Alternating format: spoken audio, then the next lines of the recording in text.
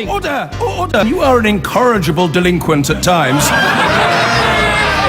Behave yourself, man!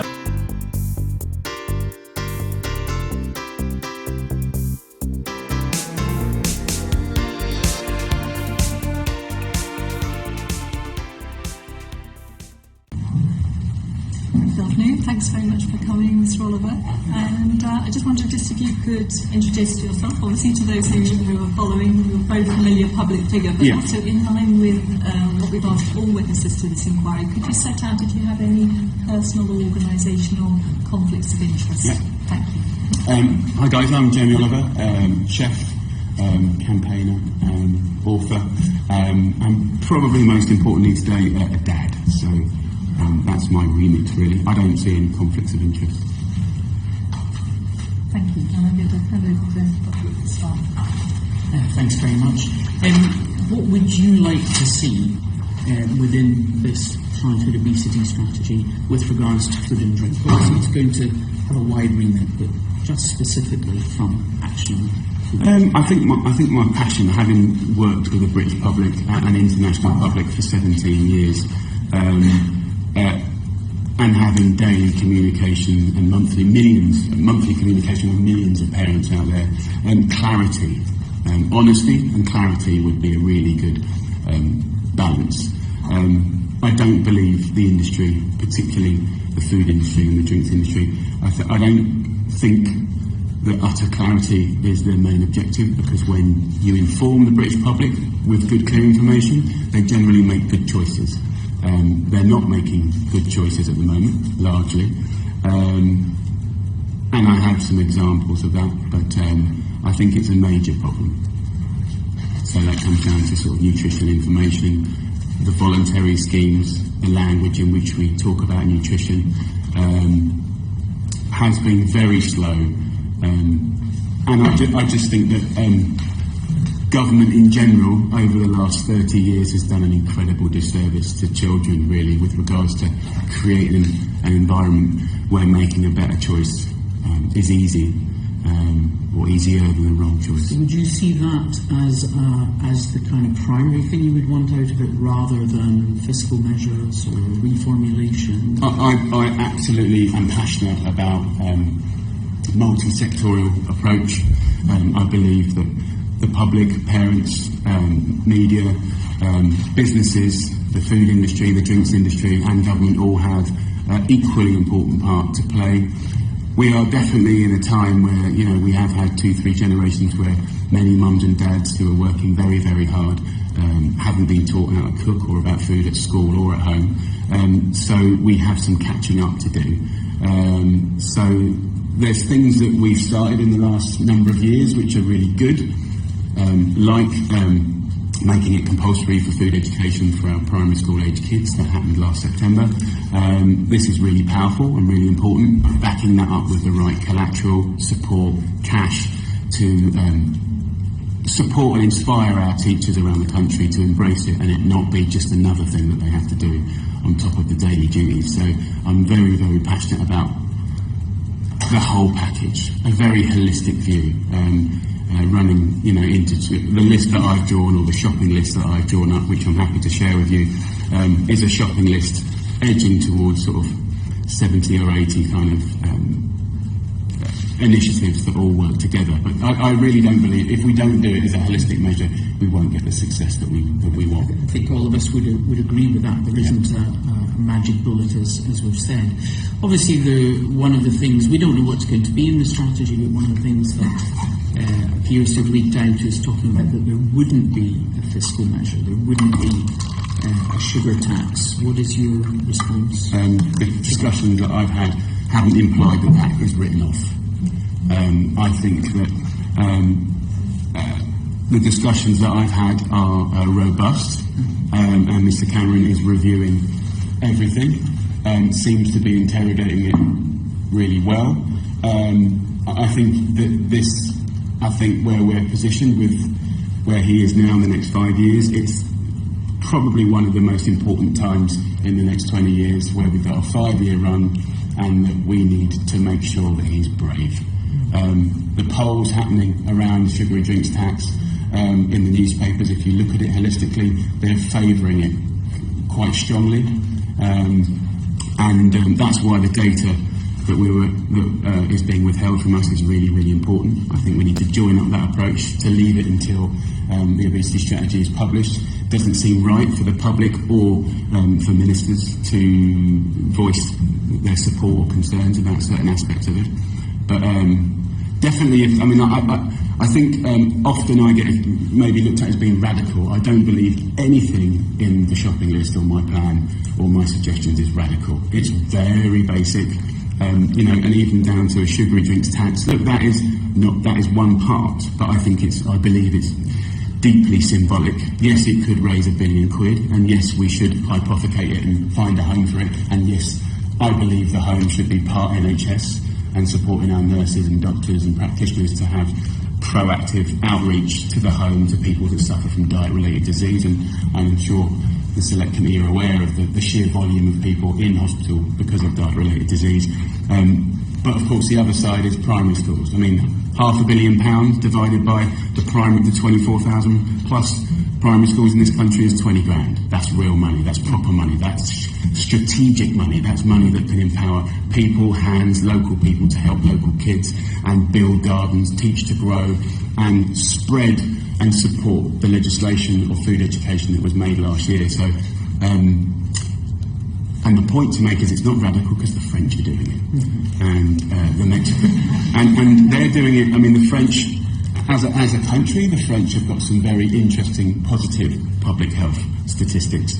They're being proactive. Why can't we? They're being brave. Why can't we? They're 26 miles over the sea. So I refuse to accept that I'm radical or unrealistic. Would you see the sugar tax, if such a thing was in the strategy, as an end in itself to drive people away from certain drinks, or as a way of getting manufacturers to actually reformulate? I mean, lots of people talk about, it's the calories in the full sugar version, but it's actually the fact it gives you a sweet tooth. So, as well as even a Diet Coke, which is full of saccharin and aspartame, you will eat a piece of cake. I totally agree. I think that the French tactic was to tax all, sweetened and unsweetened.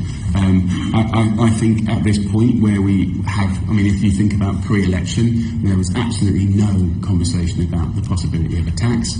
And then after, they're considering it and debating it and reviewing the whole holistic problem, which I'm very excited about, but I deeply feel passionate that parents of Britain and people involved in public health need to hold Mr Cameron to be brave and strong and support him. Otherwise, the easiest thing, like minimum pricing on alcohol, that had all the science behind it, turns into a big old fight. They get burnt, they back off and retreat when actually they were trying to do the right thing for public health. So I feel that the £1 billion isn't great, but it's, let's be honest, still a tiny amount of money in the size of cash required. I feel it will have drop-off. That statistically, even in my own restaurants where we've done a self-inflicted tax, we're seeing... I was just about to ask you about that. Yeah, well, we're seeing a really unusual drop-off of about 6 to 7% consumption, and then that will go over to free water, which we've offered, and fresh fruit juices, which we're cutting with water and ice, which we believe is we're still sourcing great fruit, but that's how we're doing it, and that's the way we're broaching it. So we're seeing a really good transition from one to the other, and we're not seeing any commercial downfall in general spend per head. So I do think it's important. I think at the moment we have like 150 restaurants taking part in the action. It could be double that by the end of the month, but of course what you're going to get is forward-thinking restaurants that put environment or issues at the front of their kind of unique selling point. That is why it being a legislated tax is important.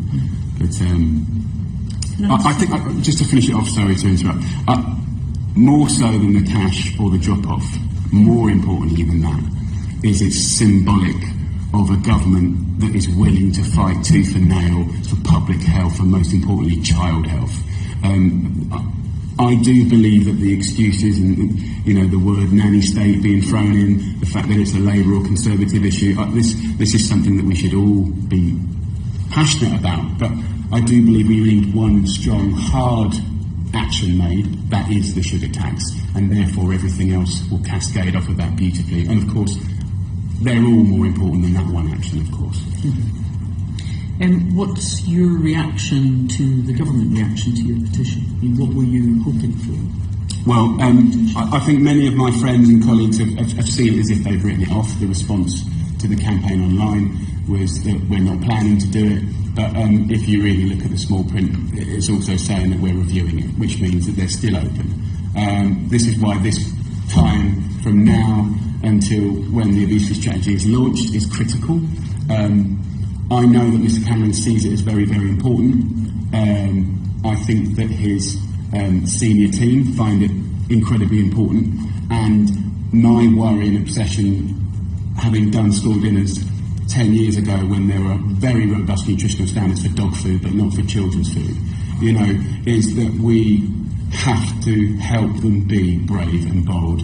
And I do think that business, I understand, I run businesses, you know, when the single largest source of sugar into our kids and teenagers' diet is sugary sweetened drinks, you know, at what point can business have free rein to be, you know, effective and profitable? So I think the tax does just remind them who's boss, and that is child health and the government. I think it can also be seen not as anti-business in the sense that, you know, we look at obviously the range from certain producers, but as a doctor and people within public health, if we have to say this full sugar one, you mustn't drink it, you mustn't touch it, in actual fact all our energy goes in making sure that product does not succeed. Whereas if business actually start to change what they put out, if that drink isn't a threat or that food isn't a threat my belief to is children, then we're not attacking them. So in actual fact it should make business sense. I completely agree. And if you look at the acquisitions of big sugary drinks companies for the last 10, 15 years, it's been water and milk companies, and guess what? When the drop-off in Mexico happened, they went over to milk and water products, and guess who owned them? So you can, I think it's changing business. It's about making what does better look like.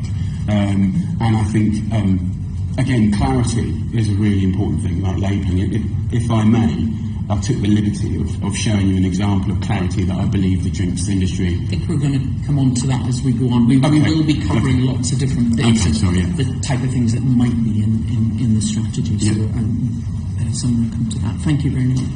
And over to Paul Sheriff. Thanks for joining us today. Obviously, we've heard about your Sugar Rush campaign, which has got a number of components, including a 5-point manifesto and various petitions. But how do you respond to accusations, not necessarily from this committee, but accusations which suggest that you are actually demonising sugar? I love sugar. I think it's great. I think I've never said ban sugary sweetened drinks, and I've never said stop using it. I think there's honest sugar and dishonest sugar, and surprisingly, I think the chocolate bar is quite honest. It's always been what it is. We always have known a cake or a bit of chocolate to be an indulgence, and when there's humongous amounts in sugary sweetened drinks, which, just to remind you, is the largest single source of sugar in our children's and teenagers' diet, that's why I've honed in on them. That's why I believe they've earned the right to higher responsibility and, in my opinion, a tax. Cereals is another massive area. Cereals, sugary sweetened drinks, and highly processed food, you know, are major contributors in the excess.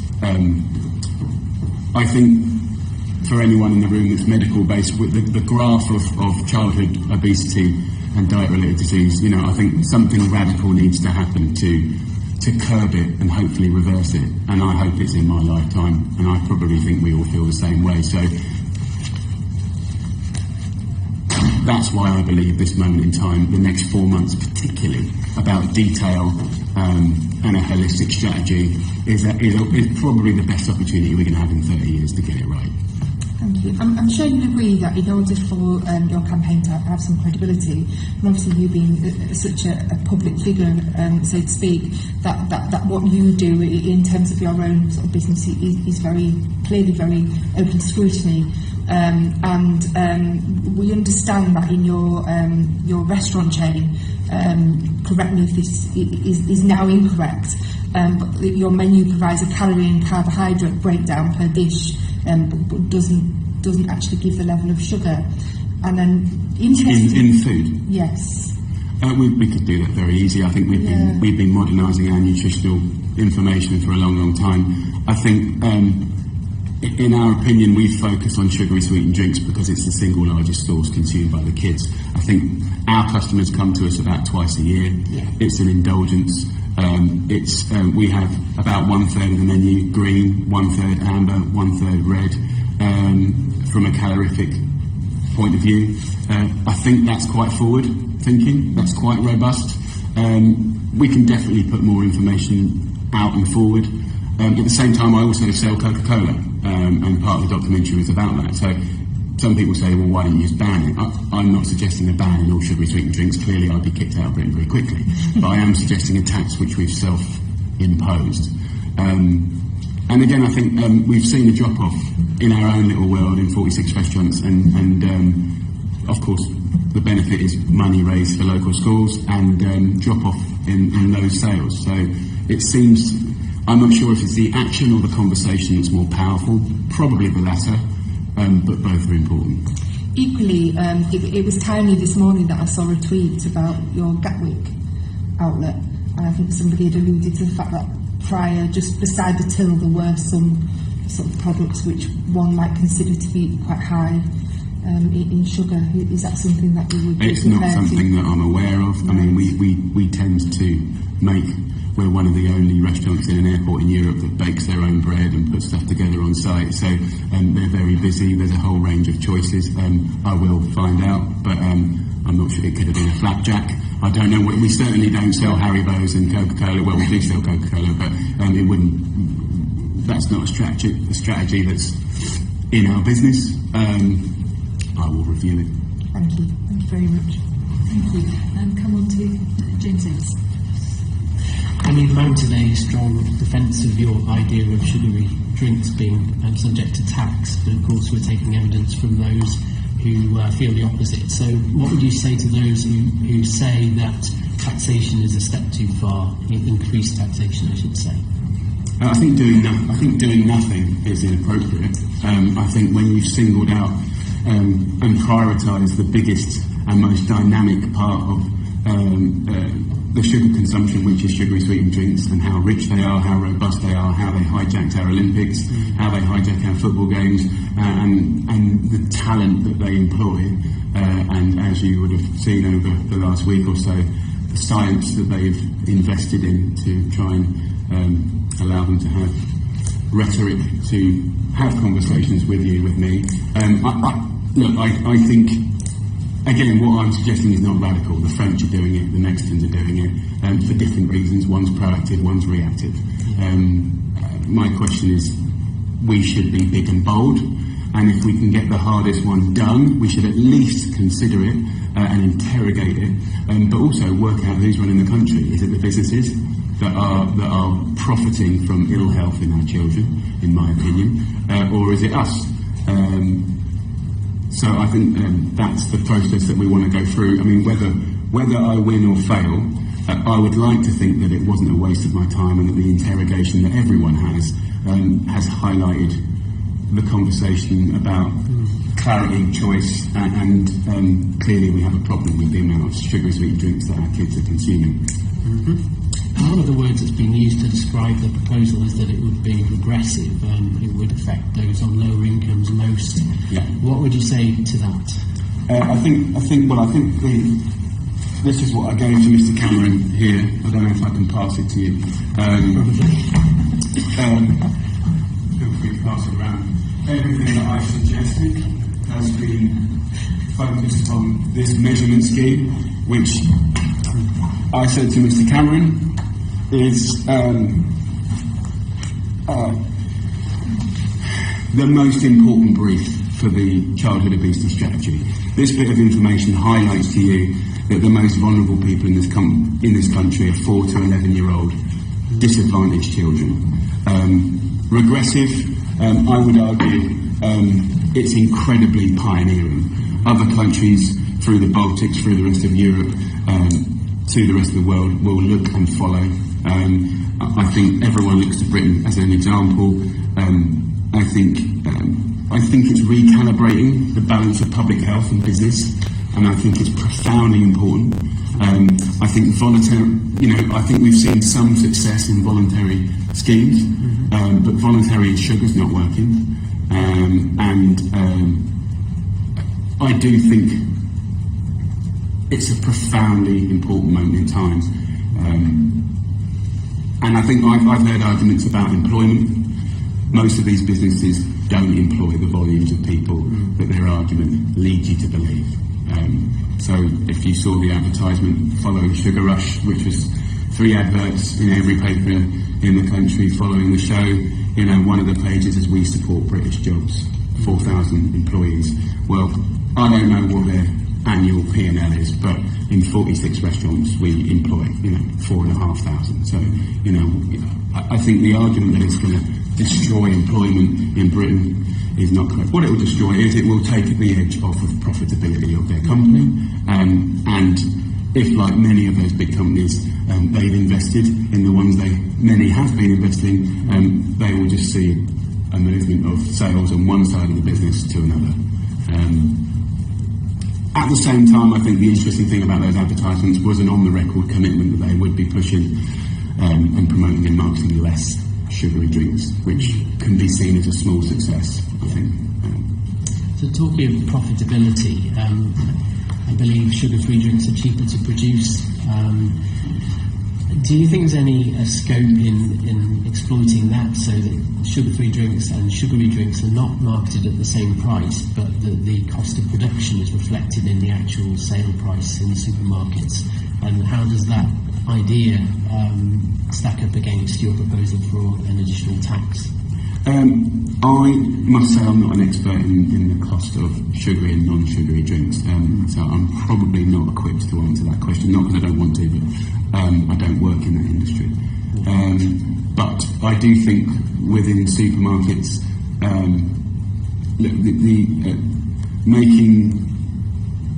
making it easier to make the right choice has to be a civic and business.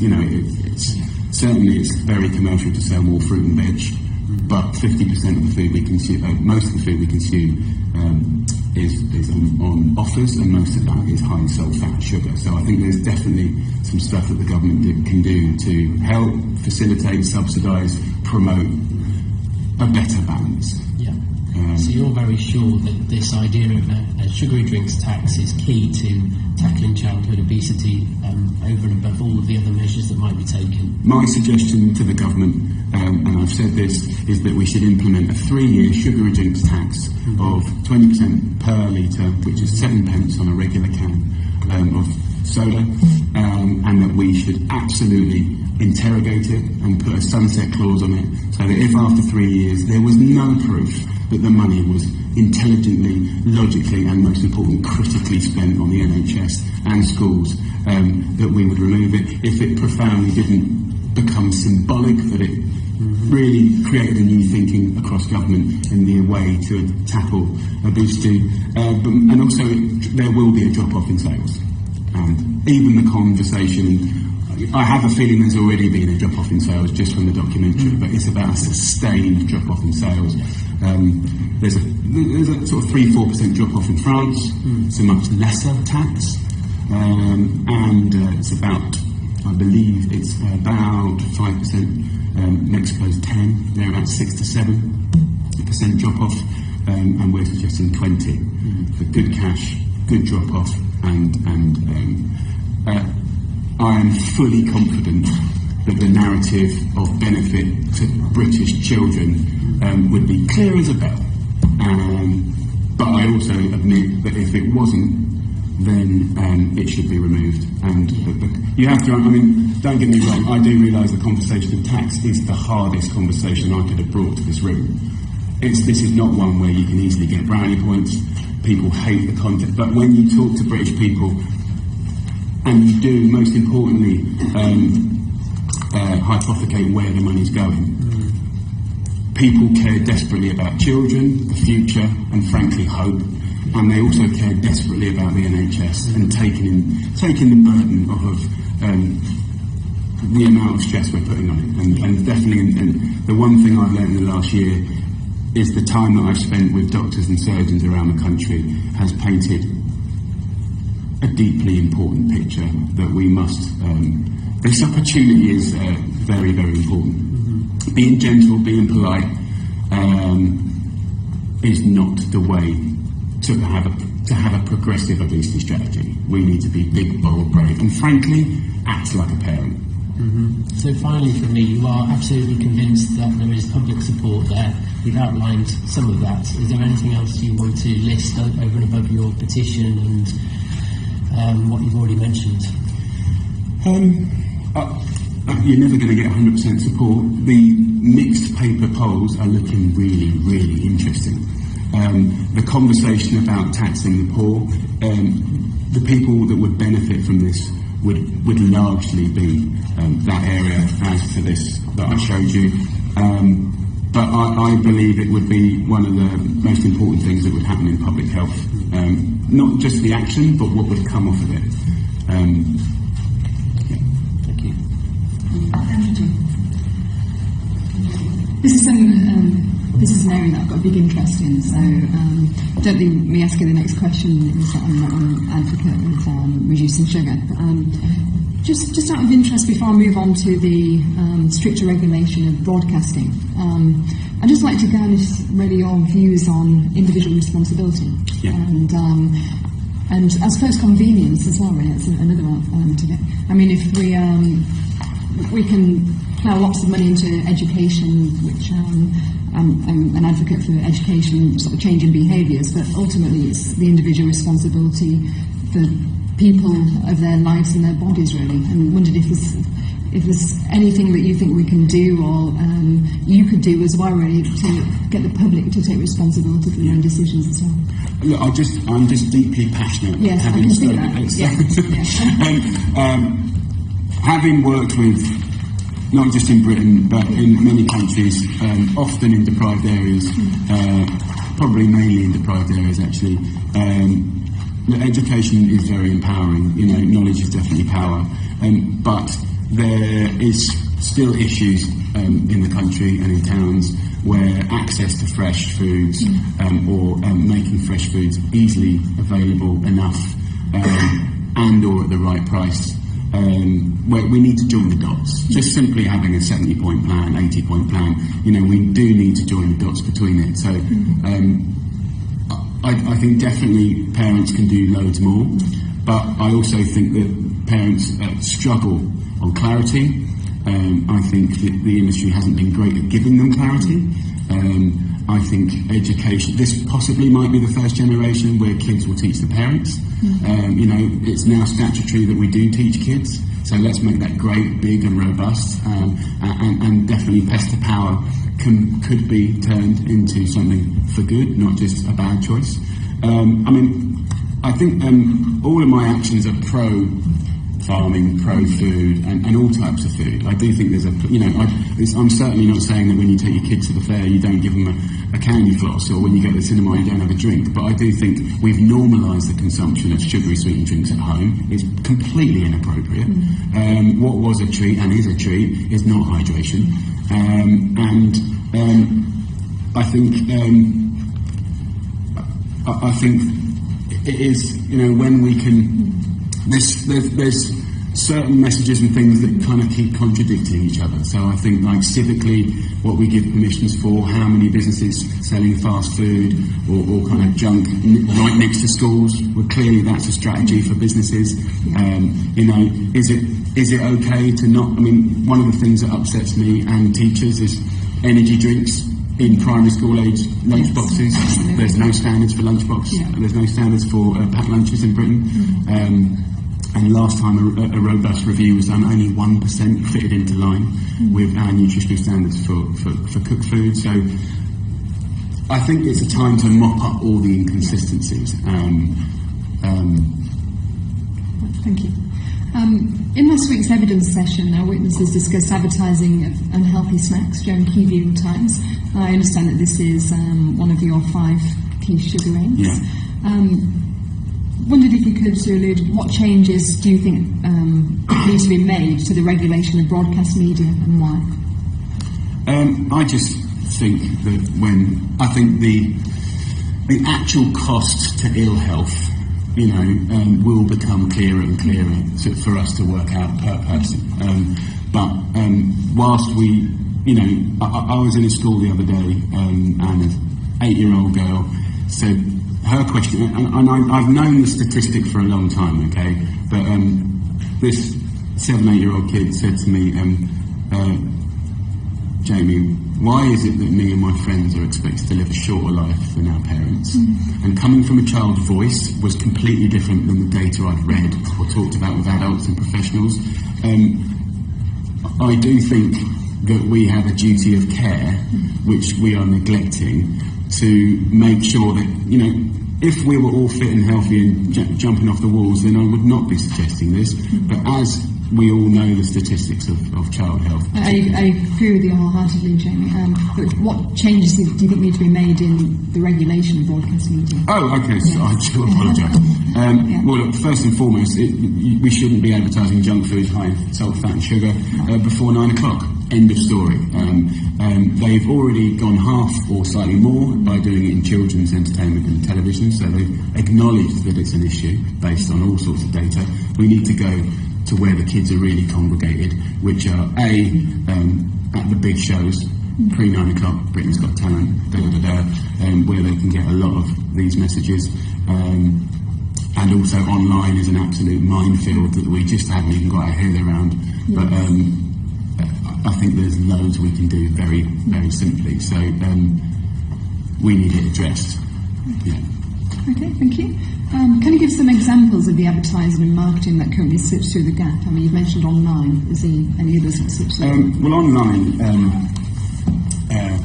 I can't remember the brand, but I mean, what's amazing is a lot of free gaming, which is kind of like absorbed, used for a few months, and then they go on to the next one. A lot of the patterns of sort of 5 to 12-year-olds mulling through different free gaming is all branded by junk food or sugary drinks companies or sweet companies.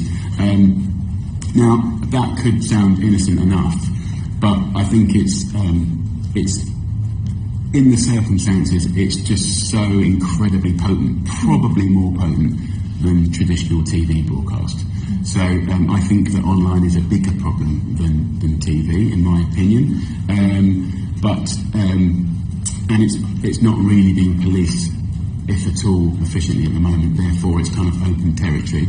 And I think the TV one pretty much speaks for itself. You can watch Britain's Got Talent, and there'll be up to 13 advertisements for unhealthy foods within that time. So yeah, I think it's under the circumstances it's inappropriate. Thank you very much. Thank you. Thank you. Thank you, and thank you very much for coming to speak to us this afternoon. In your sugar manifesto, one of the things that you proposed, as I understand it, is showing sugar content in teaspoons on the front of packs for all sugary drinks. Could you just talk a bit about your thinking in making that proposal, if there's any precedent? Yeah, coming from a dyslexic kid, I think language and communication is an interesting debate, okay? Having studied nutrition in the last year and a half and really focused on it, there's an academic approach to clarity, and you probably know the backstory of the last 10 years, traffic lights, GDIs, colour-coded, voluntary. It's been an absolute mess. We're getting there. Most people are complying. Actually, the industry want legislation now, so there's a fair playing field for sure. But the thing that constantly comes, particularly in Britain, and particularly with liquid products, I haven't met a single member of the British public, maybe there'll be someone in this room, yet, and I'm talking about thousands of people, that don't agree that if you want clear, sharp information that says how much sugar is in that product, it's teaspoons. The industry, of course, hate it, but I think it's because it's profoundly for me, it paints the clearest picture that clarity is something that they don't wish us to have. I took the liberty of bodging some stuff, and I ain't no pro and I ain't no branding expert, but I think I would love to share it with you, because I think the simplicity and the metaphor of what I'm suggesting is, you know, when I hold that up, at a snap glance, you know, please feel free to pass it around. I'm talking about empowering parents that are busy, and I've just stuck this on, but I believe Britain should have this, and I'm massively passionate that British people, if given clear information, make good choices. A lot. Not all the time, but a lot. And I think the ill health that we're suffering from is just a general feralness of clarity and wanting to help British parents. All I've done is stick a little sticker on a thing. Every single one of you will have a very immediate opinion, and I'm going to guess that most of you are with me, because I don't think that I'm a rocket scientist. If you want something that gives you good, clear information at half a second, that is the only way to do it in sugary sweetened drinks. Is it helpful to just explain what you've done on here? Well, I've done it and passed it around. All I've done is work out how many teaspoons, ounces, grams, GDAs. If you can hold that bottle up, Helen.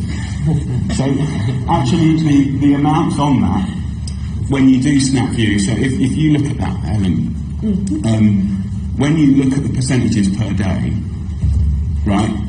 I'm trained in nutrition, and I have to double take it 3 times before I can express it to you, just to double check I'm not talking rubbish. But that's a double portion. So that's for 250 meals. That's 500 meals. That's what British kids are taking to school every day, and they ain't just having one, okay? So if you're talking about mums and dads empowering good, clear, sharp information, the reason the industry don't want you to have that is because the impact is visceral. Like, I'm not saying you ain't gonna buy it. What I will say is you probably won't rattle out 3 or 4 a day. And I'm deeply passionate. So science and other people that specialise in the language of quantification will tell me that that ain't right. When I talk to the general public at large, I haven't met someone that doesn't want that information now. So if that was on every pack in the country, you would see you wouldn't need a tax. So you wouldn't. Constituency last Friday, and this was what they were giving out. May I have a look? Of course. And this was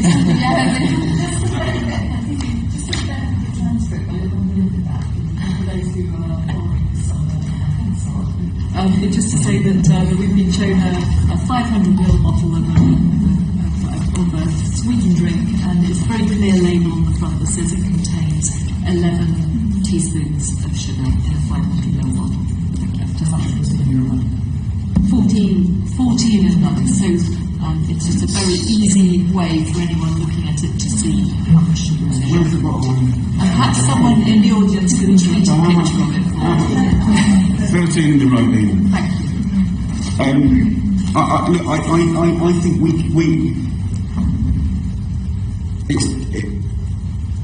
I don't want business being put before child health. End of story. And you know, over my dead body. So I don't care that I'm uncomfortable. I don't care that I'm going to get a rattling from industry. I was born in the industry. I was born in a pub. You know, industry has to be kept in line. And it mustn't run this country, because the pound will always command. So, you know, when my kid's naughty, and it's a little bit leery, goes on the naughty step. Simple. And that's what this is. That's what the tax is. That's what the clarity is. And would you want to see that labelling on fruit juices and all forms of drinks? I think it's absolute clarity. Absolute clarity. Lots of parents who are really trying to do their best, and they think a fruit juice and a flapjack is the healthy option, but in actual fact some of them are coaching. Yeah. So what about then, have you thought about extending that to foods, or are you only proposing the teaspoon label? Well, what I am proposing is that we should have a robust approach that evolves logically with public health. And once child health finds itself at the heart of British politics, then we've got a chance of evolving it to the place which is logical to where we're at right now. At the moment, we're well off skew, and we're not representing. I would review anything, but I think at the moment, as I've said before, as sugary sweetened drinks are the single largest source of sugar for our children and teenagers, and they have singled themselves out by success, and with success comes great responsibility. Do you think there's a risk that people would just switch, kids would just switch from consuming sugar in sugary drinks then to having the healthier drink but the sugar in some other? I think whatever happens will be better, and whatever we can do to get away from where we are now is a good thing. I think when you look at this graph, when you look at the consumption rates of primary school age kids and how it increases with teenage kids, I think a healthy relationship with food isn't getting it right all the time. I'm not talking about banning these things. I'm talking about not creating an environment nationally, civically, politically, morally that gets us a little bit more balanced. At the moment, Britain's like this, and it ain't looking pretty. But also it will, I don't, in my own opinion, in my lifetime we will have a sugary drinks tax. Because if we don't address it, the cost of the NHS, I believe, will force us to do things. But hopefully we won't do, or have to do, what Mexico's done. Hopefully we'll be a bit more like France. And do you think we should have that labelling and also the traffic lights and how things together? Because you can't have one without the other, because the traffic light system is more robust. It has got more data, and definitely colour coding should not be voluntary. So most people are doing it now, but therefore industry's saying make it law, because most of us are doing it, and there's a few people sort of mucking about on the periphery that isn't. But I think you need both. But more importantly, on drinks and liquid, probably associated with being British and cups of tea, I do think that tiny bit of centimetre branding that took no more than 30 minutes to put together and stick on those bottles, I think it's powerful. And I think if you did a test with 10,000 people, the results would speak for themselves. You talked earlier about what you're doing in your restaurants, colour coding and menu, things like that. What do you think in general restaurants and fast food outlets and others like that could do to improve the labelling of food? Well, I think generally there seems to be globally there seems to be much more, it seems like we're being pushed in the way that if you've got a certain amount of outlets, you need to give more clarity, more information, certainly making that relevant to different someone going into a Burger King or a garage or a posh restaurant, so I think making sure the information is there and available, absolutely. Obviously some restaurants change menus every day, so producing that data would be unrealistic or unaffordable in an industry that's fairly challenging anyway, but definitely we can all do better. I think the industry seems to be open. Interestingly, on the sugary drinks tax, like I said earlier, we've had about 150 join. We could be able to double that by the end of the month, but they're always going to be the forward-thinking restaurants. I think really what we're doing is walking the walk and talking the talk, but it's really a metaphor for it can be good. When you're grossing up the money, not just individually but as a group, you can do beautiful things with it. That's great for your own staff, and it's great for the message to the public. So I'd like to think we can grow that. But broadly, you're thinking it to be so voluntary rather than mandatory. I think you should all be interrogated. I think sometimes you need it mandatory, and sometimes you need it voluntary. And I think we should interrogate everything: the restaurant industry, the food industry, the drinks industry. How councils facilitate licences for yet another junk food business on the corner of yet another school. I think if we really go galactic and see the world through children's eyes, whether it's branding, advertising, access, access to the right stuff and access to the right education needs to be a priority, and making the other stuff harder needs to also be a priority. So I'm kind of suggesting both at once.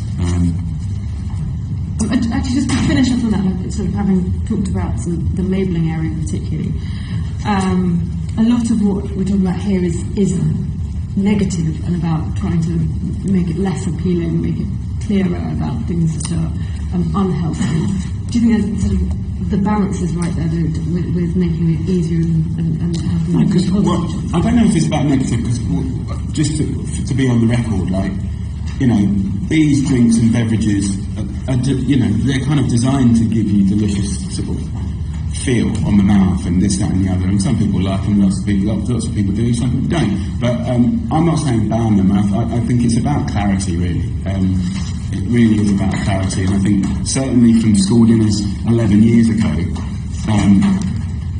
seeing whole families of like infant kids all the way to teenagers only hydrating on sugary sweetened drinks, and then kind of following that through with, you know, the information about, you know, 28,000 primary school age kids going to hospital for multiple tooth extractions, etc., etc.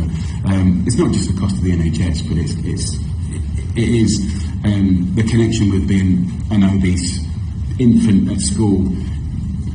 You know, it does track with kind of attainment, results, confidence, friendships, bullying. So I do think it's a general knocking of the halo of being a British kid that we're talking about here. We want to put that halo back. We want them to be a bit more bulletproof and exciting. You know what I mean? So I think I don't. Although people would suggest that I'm alienating certain things, it's only because it's earned the right to have a little bit of a naughty corner action. I think I like, other than hydrogenated fats, I think all food groups can be enjoyed. But certainly tough on particular culprits at the moment. Yeah, and there'll probably be others to follow, but yeah. Thanks. Can we turn now to the responsibility deal and to reformulation, to look at that a bit further, because in your manifesto you're calling for legally binding reduction targets. Could you talk through why you think they should be legally binding? Business and growth and cash profits is a very powerful master, and you're going to have robust companies that are big, that will sign up to doing the best, and they'll probably empower a bunch of people to do and work on great things.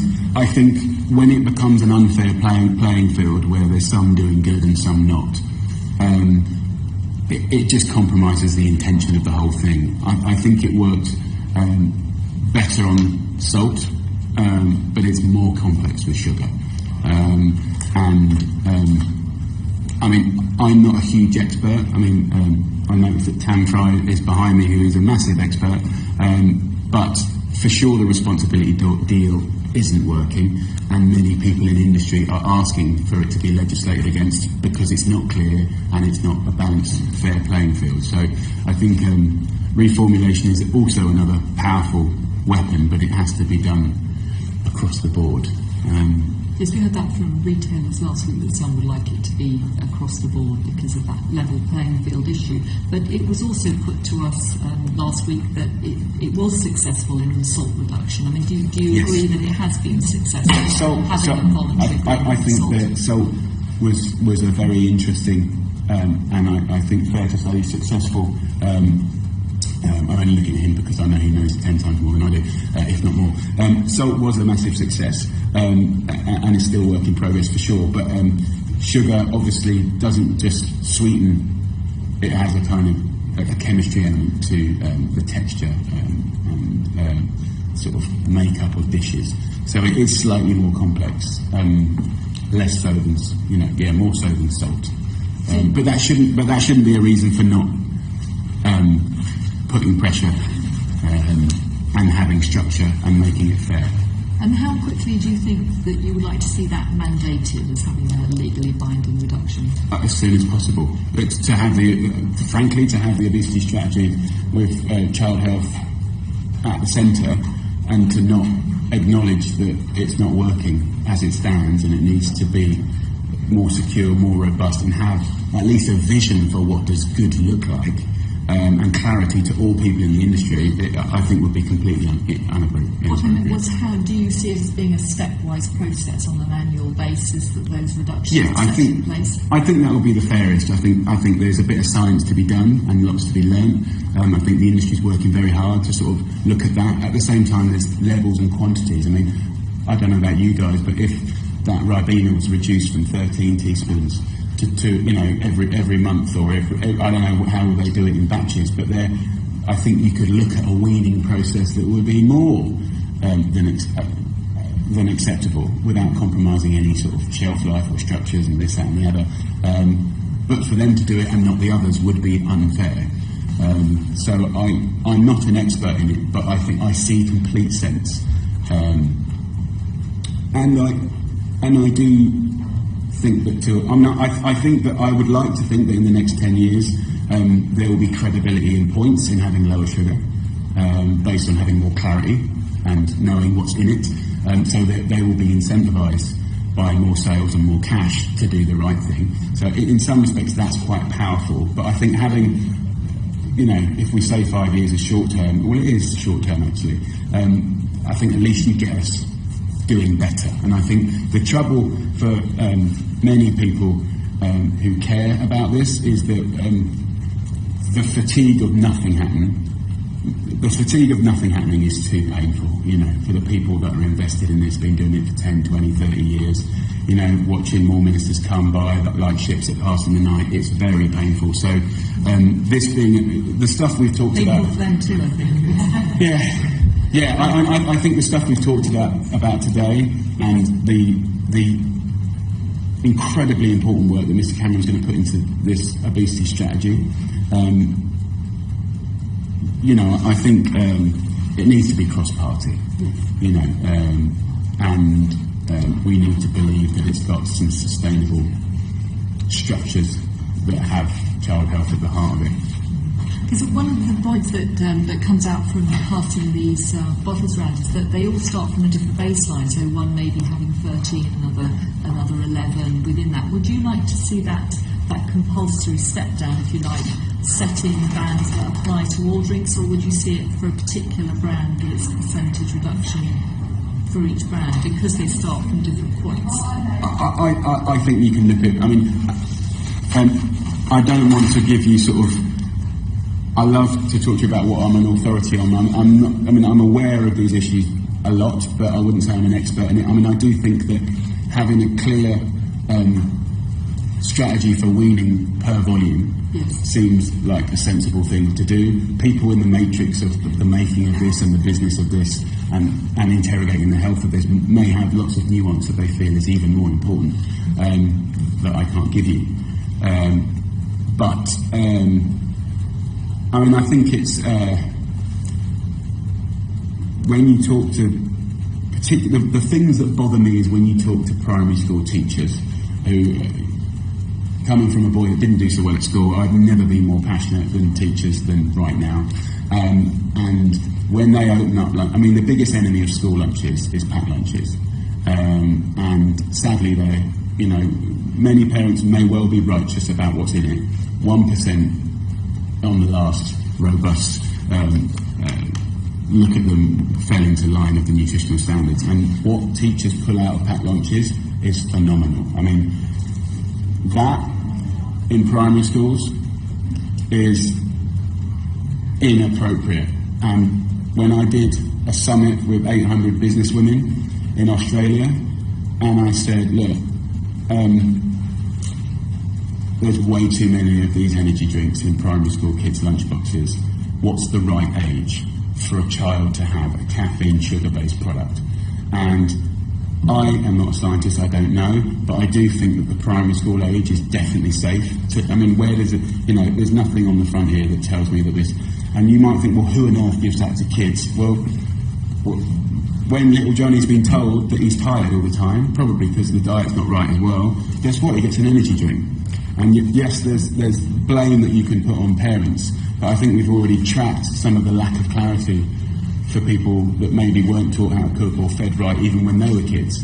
So I think for the experts in the room, we know that the biggest disease really is the kind of continuing of the bad lifestyle, bad diet, and we see it with obese parents tracking with their even more obese children when they get to the same age. So I think there's little, do you know what I mean? I think, and also what's interesting is because we have no nutritional standards, when a teacher removes this from a lunchbox, it can often become quite a fractured conversation between a parent who's had their stuff removed from their kid's property, and there's no government legislation that they can disperse the conversation or the argument and say, I'm ever so sorry, Mr. Brown, but actually these are government guidelines, I'm just doing my job, you know. But honestly, it's a problem. So I think energy drinks and sugary sweetened drinks, I mean, it's, although probably not very legal, I have sat at gates and looked in every single bag of every single kid,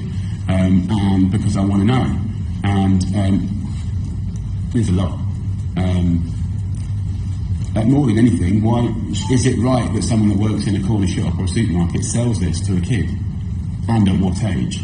And I am referring to similar structures like alcohol, cigarettes. You know, how old are you? Got some ID? You know, if Johnny, who's 9, walks into the local corner shop and wants one of these, you know, we've got to get medieval on this stuff, and we can't take any more. We can't, and I think it's the little stupid things that upset me the most.